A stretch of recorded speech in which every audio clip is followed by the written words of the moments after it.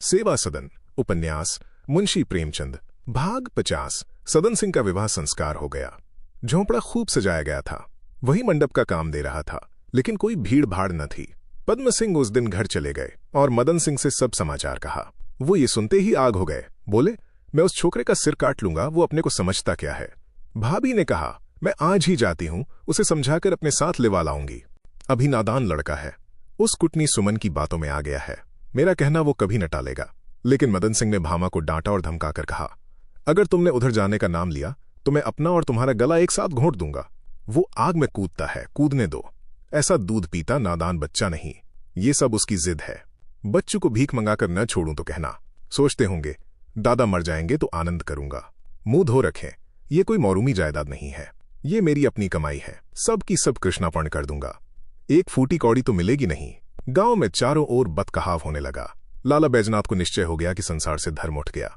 जब लोग ऐसे ऐसे नीच कर्म करने लगे तो धर्म कहाँ रहा। न हुई नवाबी, नहीं तो आज बच्चों की धज्जियां उड़ जाती। अब देखें कौन मुंह लेकर गांव में आते हैं। पद्म सिंह रात को बहुत देर तक भाई के साथ बैठे रहे, लेकिन ज्यों ही वो सदन का कुछ जिक्र छेड़ते, मदन सिंह उनकी ओर ऐसी आग्नेय दृष्टि से देखते कि उन्हें बोलने की हिम्मत न पड़ती। अंत में जब वो सोने चले तो पद्म सिंह ने हताश होकर कहा, भैया सदन आपसे अलग रहे तब भी आपका लड़का ही कहलाएगा।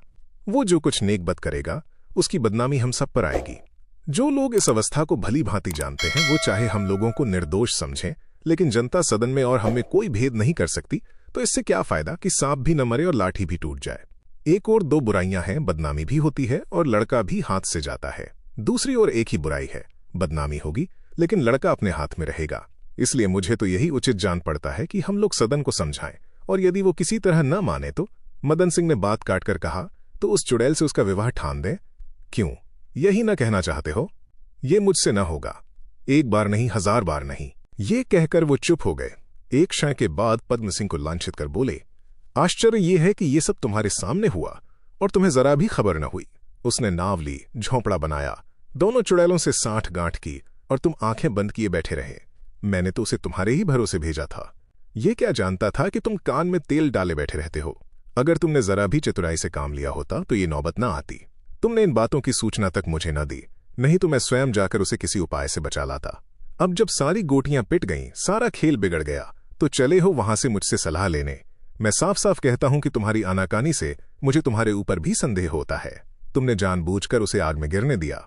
मैंने तुम्हारे साथ बहुत बुराइयां की थीं, उनका तुमने बदला लिया। खैर, कल प्रातःकाल एक दान पत्र लिख दो। 3 पाई जो मौरूमी जमीन है उसे छोड़कर मैं अपनी सब जायदाद कृष्णार्पण करता हूं। ये न लिख सको तो वहां से लिखकर भेज देना, मैं दस्तखत कर दूंगा और उसकी रजिस्ट्री हो जाएगी। ये कहकर मदन सिंह सोने चले गए, लेकिन पद्म सिंह के मर्म स्थान पर ऐसा वार कर गए कि वो रात भर तड़पते रहे। जिस अपराध से बचने के लिए उन्होंने अपने सिद्धांत की भी परवाह न की और अपने सहवर्गियों में बदनाम हुए, वो अपराध लग ही गया। इतना ही नहीं, भाई के हृदय में उनकी ओर से मैल पड़ गई। अब उन्हें अपनी भूल दिखाई दे रही थी। निस्संदेह अगर उन्होंने बुद्धिमानी से काम लिया होता तो ये नौबत ना आती। लेकिन इस वेदना में इस विचार से कुछ संतोष होता था कि जो कुछ हुआ सो हुआ, एक अबला का उद्धार तो हो गया। प्रातःकाल जब वो घर से चलने लगे तो भामा रोती हुई आई और बोली, भैया इनका हठ तो देख रहे हो, लड़के की जान लेने पर उतारू है, लेकिन तुम जरा सोच समझकर काम करना। भूल चूक तो बड़ों बड़ों से हो जाती है, वो बेचारा तो अभी नादान लड़का है। तुम उसकी ओर से मन न मैला करना।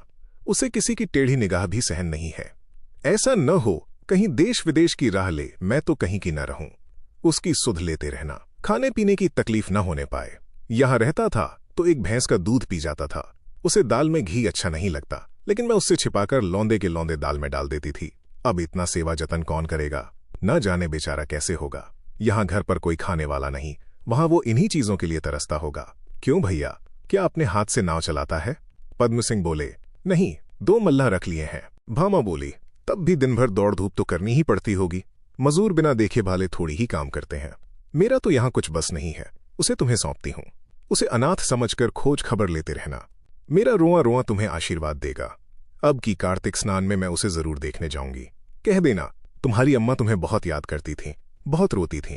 ये सुनकर उसे ढाढ़स हो जाएगा। उसका जी बड़ा कच्चा है, मुझे याद करके रोज रोता होगा। ये थोड़े से रुपए हैं, लेते जाओ, उसके पास भिजवा देना।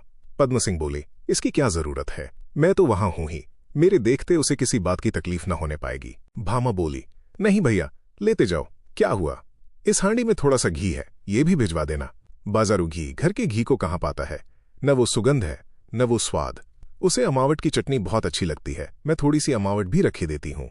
मीठे मीठे आम चुनकर रस निकाला था। समझाकर कह देना, बेटा कोई चिंता मत करो, जब तक तुम्हारी माँ जीती है तुमको कोई कष्ट न होने पाएगा। मेरे तो वही एक अंधे की लकड़ी है, अच्छा है तो बुरा है तो अपना ही है। संसार की लाज से आंखों से चाहे दूर कर दूं, लेकिन मन से थोड़े ही दूर कर सकती हूँ।